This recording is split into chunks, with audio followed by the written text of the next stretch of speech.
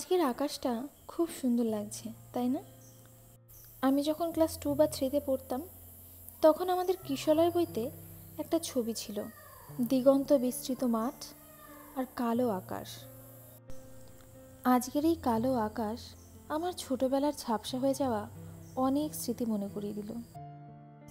মানুষের ভালো থাকতে গেলে অনেক কিছু লাগে না, লাগে শুধু একটু তৃপ্তির, আর তৃপ্তিটা ছোট জিনিসেও পাওয়া যায়। ছবি এরকম কালো কালো আসছে কেন কি জানি। ওই যে মনে মেঘের জন্য। বাবা আমরা ছাদে এসেছি। এই যে আপেল। বাবা আপেল খেয়ে নাও তো একটা। আমার আপেলটা কোথায়? এখানে। আপেল খেয়ে নাও, যাও আপেল খেয়ে নাও। আপেল খেতে হবে না, এই আপেল খাওয়া যায় না। তোমাকে অরিজিনাল আপেল এনে দেবো। এটা কি ছিল রে?